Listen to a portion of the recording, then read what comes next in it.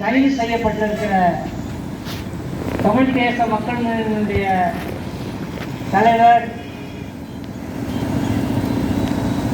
பொதுச் செயலாளர் தோழர் பாலன், மையக்குழு உறுப்பினர் சேலத்தைச் சேர்ந்த தோழர் கோ சீனிவாசன், இந்த இருவரோடு கைது செய்யப்பட்டிருக்கிற அனுப்பூர் செல்வராஜ், இது 7ஆம் தேதி காலையிலே, இந்த மாதம் 7ஆம் தேதி காலையிலே நடந்த கைது சம்பவம். அதற்கு பிறகு 14ஆம் தேதி இந்திய கம்யூனிஸ்ட் கட்சி மார்க்சிஸ்ட் லெனினிஸ்ட் அமைப்பைச் சேர்ந்த தர்மபுரி தோழர் சித்தானந்தன் அதிகாலையிலே கைது செய்யப்படுகிறார். 2 நாளைக்கு முன்னே மதுரையிலே தோழர் சுரேஷ் விஜயராஜன் என்கிற தோழர் கைது செய்யப்படுகிறார். இந்திய கம்யூனிஸ்ட் கட்சி மாநாட்டு வளாகத்திற்குள்ளே புத்தக கடை போட்டிருந்தார். அவர் உணவு எடுக்க செல்லும் பொழுது அந்த உணவு கடையிலேயே வைத்து கைது செய்யப்படுகிறார். இன்றைக்கு வரையிலும் சேலம் மாவட்டம் ஓமலூர் வட்டம் தீவெட்டிப்பட்டி என்கிற அந்த காவல் நிலையத்திலே பதியப்பட்ட ஒரு எஃப்ஐஆருக்காக தொடர்ச்சியாக கைதுகள் நடைபெறுகிறது. 2019 மாவோயிஸ்ட் அமைப்பைச் சேர்ந்த தோழர் மணிவாசகம் கேரளாவினுடைய தண்டர்போல்ட் போலி மோதல் படுகொலையிலே சுட்டுக் கொல்லப்படுகிறார்கள். சுட்டுக் கொல்லப்பட்ட தோழர்களுடைய உடலை பெறக்கூடாது என கேரள மார்க்சிஸ்ட் கம்யூனிஸ்ட் கட்சியினுடைய அரசு அவர்களை தடுக்கிறது, மிரட்டுகிறது. அதை மீறி தோழர் மணிவாசகத்தினுடைய உடலை அவருடைய சகோதரனுடைய கணவர் மதுரை உயர்நீதிமன்ற கிளையிலே வழக்கு பதிவு செய்து அந்த உடலை நாங்கள் பெற்று அடக்கம் செய்ய வேண்டும் என அவர்கள் கோரியதனுடைய விளைவு உயர்நீதிமன்றம் உத்தரவிடுகிறது. இறந்த மணிவாசகத்தினுடைய உடலை அவர்கள் உறவினர்களிடம் ஒப்படைக்கின்றன.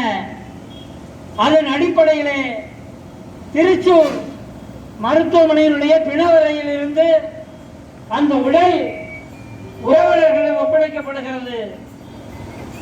அந்த உடல் காவல்துறையினுடைய பாதுகாப்போடு உயர்நீதிமன்றத்தினுடைய அனுமதியோடு அவர்களுடைய ஊருக்கு கொண்டு வரப்படுகிறது. கேள்விப்பட்ட இயக்கங்கள், தோழர்கள் அவருக்கு அஞ்சலி செலுத்த செல்லுகிறார்கள். அப்படி சென்றவர் தான் தமிழ் தேச மக்கள் முன்னணியுடைய பொதுச் செயலாளர் தோழர் பாலன். அங்கே ஒரு இரங்கற்பா வாசித்தவர் தான் தோழர் கோ சீனிவாசன். அங்கே அந்த இரங்கல் நிகழ்ச்சிகளை கலந்து கொண்டவர் அனுப்பூர் செல்வராஜ், தோழர் சித்தானந்தன், இன்னும் பல்வேறு தோழர்கள். சாவுக்கு செல்வதற்காக ஒரு இறுதி அடக்க நிகழ்ச்சியில கலந்து கொண்டதற்காக கைது செய்கிற ஒரு கேவலமான அரசாக தமிழ்நாடு அரசு மாறி இருக்கிறது. நண்பர்களே, யாராக இருந்தாலும் மதங்களை சார்ந்தவர்கள் தங்கள் வீட்டிலே ஒரு இறப்பு என்றால் அவரவர்கள் சடங்கின்படி அந்த இறப்பை இறுதி சடங்கை நடத்துகிறார்கள். கிறிஸ்தவர்கள் உடலை சர்ச்சுக்கு கொண்டு வருகிறார்கள். பாதிரிமார்கள் அங்கே பிரிந்து போகிற அவருடைய ஆவியை சொர்க்கத்திற்கு அனுப்புவதற்கு அவர்கள் அங்கே பேசுகிறார்கள். இஸ்லாமியர்கள் தம்முடைய உடலை அடக்கம் செய்யும் பொழுது அவர்கள் முறைப்படி அடக்கம் செய்கிறார்கள். இந்துக்களும் இந்தியரை நம்பிக்கொண்டிருப்பவர்களும் சுடுகாட்டிலே புதைப்பதோ எரிப்பதோ அவர்களுக்குரிய முறையிலே அந்த அடக்க நிகழ்ச்சி நடைபெறுகிறது. உட்கார வைத்து அடக்கம் செய்கிற சமூகத்தைச் சேர்ந்தவர்கள் இருக்கிறார்கள். படுக்க வைத்து எரிப்பது, அடக்கம் செய்வது என்பதை செய்கிறார்கள். கம்யூனிஸ்டுகள் பொது வாழ்க்கையில் இருப்பவர்கள் தோழர்களுடைய அடக்க நிகழ்ச்சியை அஞ்சலி கூட்டத்தோடும் விளக்கங்களோடும் இறுதி அடக்கத்தை நடத்துவது என்பது எங்களுடைய பொது வாழ்க்கை பண்பு. அது எந்த சாதாரண அமைப்பாக இருந்தாலும், கம்யூனிஸ்ட் கட்சிகளாக இருந்தாலும், போராடுகிற இயக்கங்கள் சாதாரணமாக நோயிலே இறந்த தோழராக இருந்தால் கூட அவருக்கு செவ்வணக்கம் செலுத்தி முழக்கமிட்டு அடக்கம் செய்வது ஒரு பொதுவான பண்பு. இதை கூட தெரிந்து கொள்ளாத அறிவுகட்ட அரசாங்கமாக, இந்த பண்பை புரிந்து கொள்ளாத காவல்துறையாக சேலம் மாவட்ட காவல்துறை தமிழ்நாடு அரசு இருக்கிறது. கம்யூனிஸ்டுகள் இறந்த மணிவாசகத்தினுடைய உடலை முழக்கமிட்டு கொண்டு வருகிறார்கள். முழக்கம் போட்டது குற்றச்சாட்டு. எந்த சட்டத்திலே சொல்லி இருக்கிறது? முழக்கம் போட்டால், இறந்தவருக்கு முழக்கம் போட்டால் அது குற்றம் என எந்த சட்டத்திலே சொல்லி இருக்கிறது? கிடையாது நண்பர்களே. அந்த முழக்கமிடுவதிலே உடன் நின்ற பல்வேறு இயக்கங்களைச் சேர்ந்த தோழர்கள் அவர்கள் மீது வழக்கு போடுகிறார்கள். எப்பொழுது வழக்கு போடுகிறார்கள்? மணிவாசகத்தினுடைய அடக்க நிகழ்ச்சி நடப்பது 2019 தீவெட்டிப்பட்டி காவல் நிலையத்திலே எஃப்ஐஆர் பதிவு செய்வது 2020. அந்த 2020 எஃப்ஐஆரில் 6 பெயர்கள் மட்டுமே இருக்கிறது. அறிவிக்கப்பட்ட பெயர்கள் 6. மணிவாசகத்தினுடைய சொந்த சகோதரி, உடலை வாங்கி வந்த சொந்த சகோதரி, அவர்களுடைய உறவினர்கள் 2. ஆக உடலை நீதிமன்ற அனுமதியோடு பெற்று வந்தவர்கள் மீது வழக்கு. உடல் இருந்த தோழர், சிறைவாசிகள் மீட்பு குழு தோழர் விவேக் மீது வழக்கு. இந்த 6 பேர்கள் தவிர புதிதாக இந்த மாதம் புதிதாக ஒரு எஃப்ஐஆரில் ஒரு 9 பேரை சேர்க்கிறார்கள். தோழர் பாலன், சீனிவாசன், செல்வராஜ், சித்தானந்தன், அதோடு மட்டுமல்ல தோழர் தமிழ்வாணன், தோழர் வீடி பெருமாள், வேடியப்பன், இளங்கோ, சுரேஷ் விஜயராஜன், இப்படி புதிய பட்டியலை வைத்துக் கொண்டு தேடுகிறார்கள். 3 நாட்களுக்கு முன்னே மதுரையில் சுரேஷ் விஜயராஜன் கைது செய்யப்பட்டிருக்கிறார். இந்த காவல்துறை கையிலே பேப்பரை வைத்துக் கொண்டு தமிழ்வாணனை தேடுகிறார்கள். இன்னும் 3 தோழர்களை தேடுகிறார்கள். எதற்காக? சாவுக்கு சென்றதற்காக. ஒரு கேவலமான அரசு. இறப்பிலே காஷ்மீரிலே கொல்லப்படுகிற அந்த போராளிகளுடைய உடலை கூட வீர வணக்கம் செலுத்தி அடக்கம் செய்கிறார்கள். எந்த வழக்கையும் எவனும் போடுவதில்லை.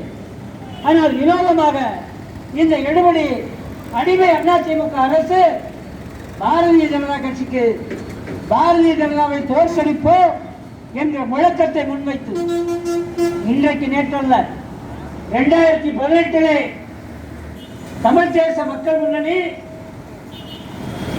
மோடி 2.0 என்கிற ஒரு வெளியீடை கொண்டு வந்திருக்கிறோம்.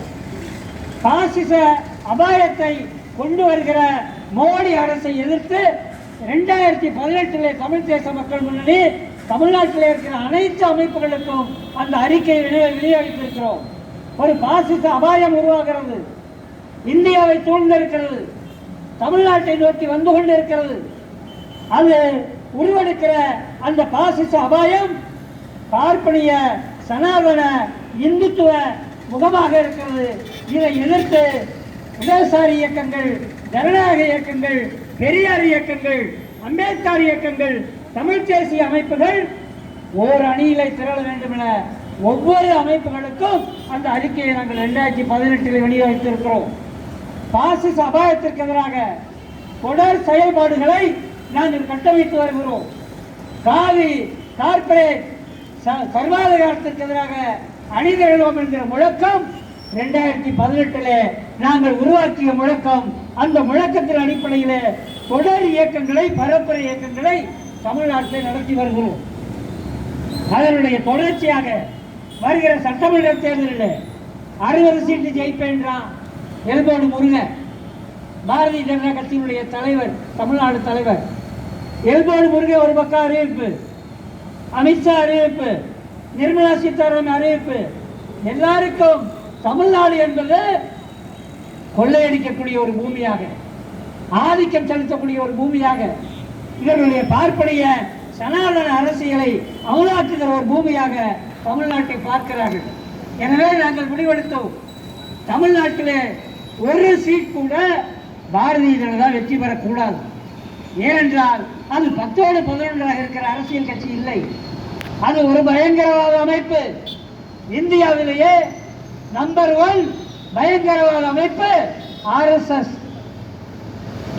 முதல் படுகொலை அவர்கள் நடத்திய படுகொலை இந்தியாவிற்கு விடுதலை வாங்கி தந்த மகாத்மா காந்தியை படுகொலை செய்தார்கள் கோட்சே மூலமாக. கோட்சே RSS காரர். முதல் படுகொலை மகாத்மா காந்தி. அது தொடங்கி மராட்டியத்திலே நேற்று நினைவு நாளாக இருந்த பன்சாரை, நரேந்திர தபோல்கர், அவர்களுக்கு பிறகு கர்நாடகாவிலே பல்கலைக்கழக துணைவேந்தராக இருந்த கல்புர்கி கழித்து பத்திரிகையாளராக இருந்த கௌரி லங்கேஷ் 2 ஆண்டுகளுக்கு முன்னே தொடர் படுகொலை செயல்பாடுகள் RSS நடத்தி வருகிறது. இந்த RSS நம்பர் 1 பயங்கரவாத இயக்கம் என அமெரிக்காவுடைய நிறுவனங்கள் அறிவிக்கிறது. ஏன் பிரதமராவது வரை நரேந்திர மோடிக்கு அமெரிக்காவிலே கால் வைக்க அனுமதி கிடையாது. ஏனென்றால் அது ஒரு பயங்கரவாத நிறுவனம், அது ஒரு மதவெறி நிறுவனம், அது ஒரு சாதாரண திமுக போல, அண்ணா திமுக போல, காங்கிரஸ் போல ஒரு அரசியல் கட்சி அல்ல. நம்பி ஏமாந்து அதிலே சேருகிறார்கள். உழைக்கும் மக்கள், வேளாண்குடி மக்கள் அதில் போய் இணைகிறார்கள். அவர்களுடைய நோக்கம் எங்கெல்லாம் ஒரே சாதியைச் சேர்ந்த கிறிஸ்தவர்களுக்கு மதம் மாறாதவர்களும், இஸ்லாமியர்களாக மதம் மாறாதவர்களும் இருக்கிறார்களோ அவர்களை மத ரீதியாக மோத விடுவதுதான் RSS பாரதிய ஜனதாவுடைய சதித்திட்டமாக இன்றைக்கு வரை நடந்து கொண்டிருக்கிறது. இன்றைக்கும் அவர்கள் கலைஞர் கருணாநிதி ஆட்சியில் இருந்த பொழுது அவர் ஒரு வார்த்தை சொல்லிவிட்டார் என்பதற்காக கருணாநிதியினுடைய தலையை எடுப்போம் என வட இந்தியாவில் இருந்து பட்வா அறிவிக்கிறார் RSS காரர்கள். ஆக சங்பரிவார் கும்பல் என்பது இந்து சனாதன வெறி கொண்டவர்கள். இந்து சனாதன ஒரு அகண்ட இந்து ராஜ்யத்தை உருவாக்குவது என்கிற ஒரு வன்முறை கனவை வைத்திருக்கிறார்கள்.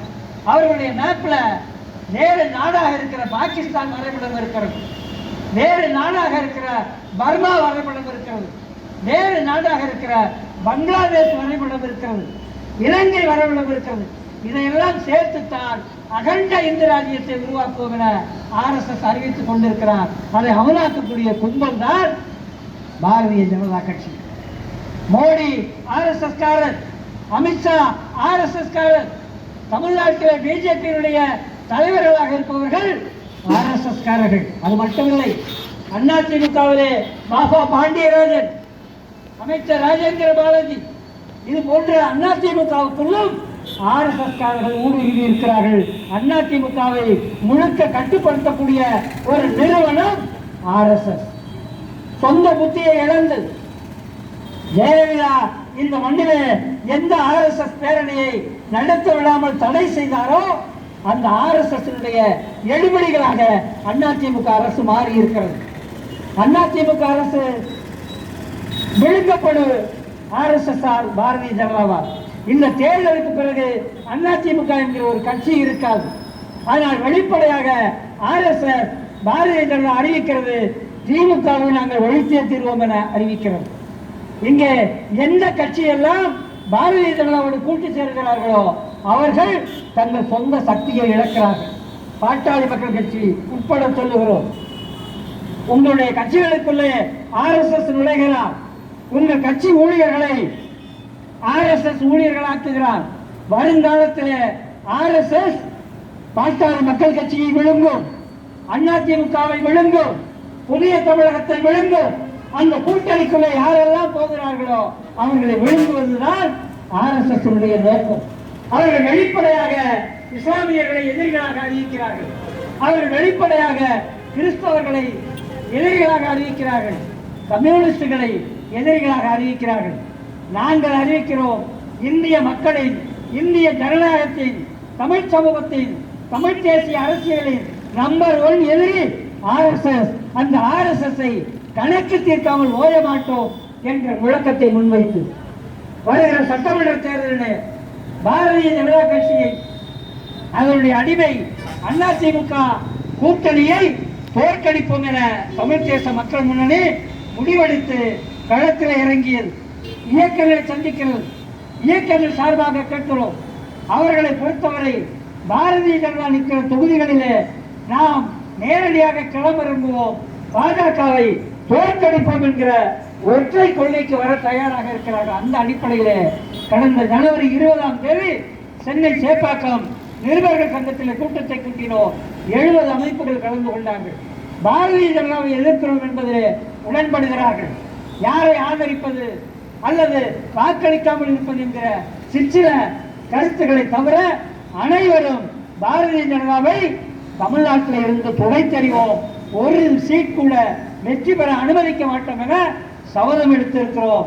இந்த செய்தியை கேள்விப்பட்ட பிறகு தேடி பிடித்து சேலம் ஓமலூர் தீவட்டிப்பட்டி எஃப்ஐஆர் எடுக்கிறார்கள்.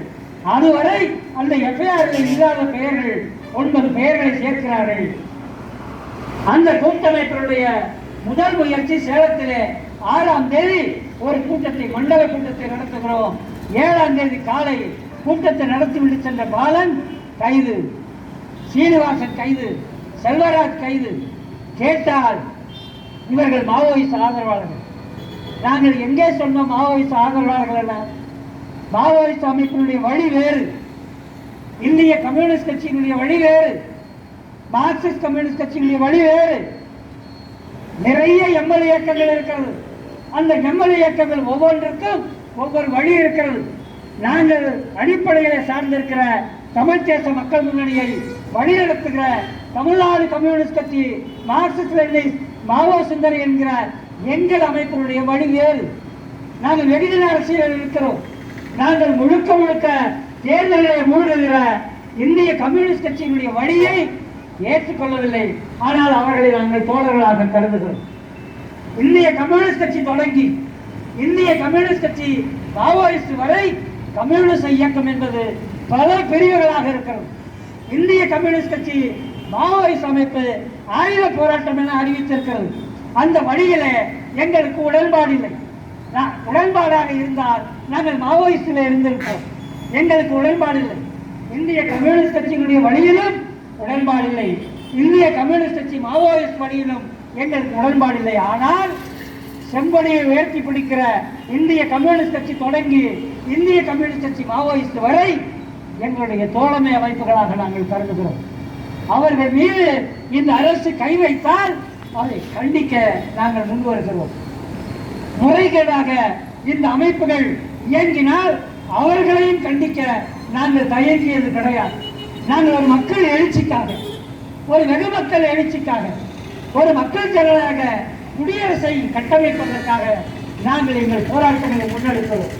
நாங்கள் ஆயுத போராட்டம் மாவோயிஸ்டையும் ஆதரிக்கவில்லை. முழுக்க முழுக்க இந்த தேர்தலில் திமுக, அடுத்த தேர்தலில் அதிமுக, அடுத்த தேர்தலில் காங்கிரஸ் என கூட்டணி சேர்கிற இந்திய கம்யூனிஸ்ட் கட்சியையும் நாங்கள் ஏற்றுக்கொள்ளவில்லை நண்பர்கள். ஆனால் தோழமையாக கருதுகிறோம். காரணம், எங்கள் எல்லோருக்கும் லட்சியம் ஒன்று, பாதைகள் வெவ்வேறாக இருக்கிறது. அவர்களை போலி மோதல் படுகொலைகளை நிகழ்த்துவதிலே கேரள அரசும் இந்தியாவிலே பல அரசுகளும் முயற்சி செய்யும் பொழுது அதை வன்மையாக கண்டிக்கிறோம். இறந்த ஒரு தோழருடைய இழப்புக்கு அடக்கத்திற்கு போவது தவறா? யோசித்து பாருங்கள். பொதுமக்கள் யோசித்து பாருங்கள். ஜனநாயக இயக்கங்கள் யோசித்து பாருங்கள். ஒரு சாவுக்கு சென்று அஞ்சலி செலுத்துவது, மாலை போடுவது பயங்கரவாத செயலா என்ற கேள்வியை நாங்கள் எழுப்பியிருக்கிறோம். நாங்கள் மட்டுமல்ல, நீங்கள் ஏற்றுக்கொண்டிருக்கிற காங்கிரஸ் கட்சியினுடைய மாநில தலைவர் அழகிரி கண்டன அறிக்கை வெளியிட்டிருக்கிறார். வாழ்வுரிமை கட்சியினுடைய தலைவர் மேல்முருகன் கண்டன அறிக்கை வெளியிட்டிருக்கிறார். மக்கள் அதிகாரம் கண்டன அறிக்கை வெளியிட்டிருக்கிறது. மக்கள் உரிமை பாதுகாப்பு மையம் கண்டன அறிக்கை வெளியிட்டிருக்கிறது. எஸ்டிபிஎல், பிஎம்ஐ, திராவிடர் விடுதலை கழகம், தந்தை பெரியார் திராவிடர் கழகம், இன்னும் பல்வேறு இயக்கங்கள் கண்டன அறிக்கைகள். பாலனை கைது செய்தது தவறு. ஒரு வெகுஜன ஊழியனை, மக்கள் மத்தியில் இயங்குகிற ஒரு வெகுஜன ஊழியனை மாவோயிஸ்ட் முத்திரை குத்தி அந்நியப்படுத்த முயற்சி செய்வது தவறு என இந்த அத்தனை இயக்கங்களும் கண்டனம் தெரிவிக்கிறது. இந்திய கம்யூனிஸ்ட் கட்சி மதுரையில் நடந்த மாநாட்டில் ஊப்பா சட்டத்தை திரும்ப பெற வேண்டும், பூப்பா சட்டத்தில் கைது செய்கிற NIA என்கிற நிறுவனம், நேஷனல் இன்வெஸ்டிகேஷன் ஏஜென்சி, இந்தியாவினுடைய நிறுவனம். நேஷனல் இன்வெஸ்டிகேஷன் ஏஜென்சி இந்தியாவினுடைய நிறுவனம். தமிழ்நாட்டிலே DGP இருக்கிறார், IG இருக்கிறார், SP இருக்கிறார், கமிஷனர் இருக்கிறார், இன்ஸ்பெக்டர் SI வரை இருக்கிறார்கள்.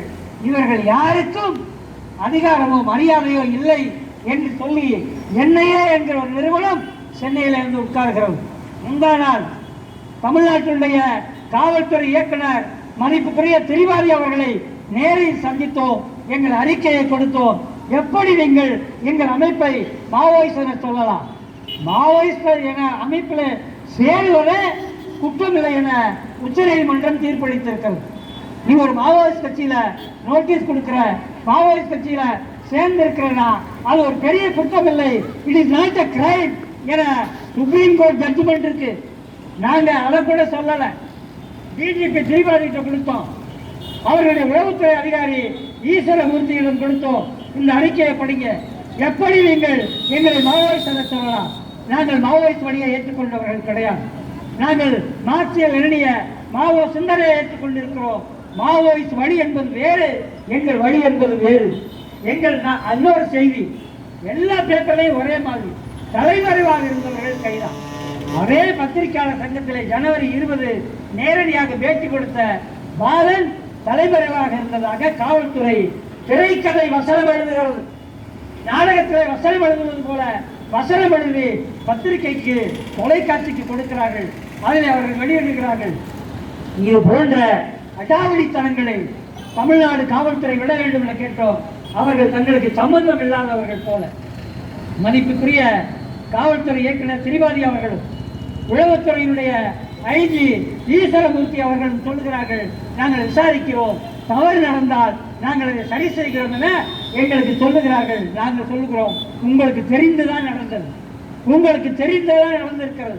உளவுத்துறையினுடைய வழிகாட்டுதல் இல்லாமல் சேலத்திலே கூட்டம் கூட்டக்கூடிய, சென்னை சேப்பாக்கத்திலே 70 அமைப்புகளை கூட்டிய தமிழ் தேச மக்களுடைய பொதுச் செயலாளர் பாலன் கைது செய்யப்படவில்லை. நீங்கள் பேருக்கு அந்த FIR எடுத்திருக்கிறீர்கள்.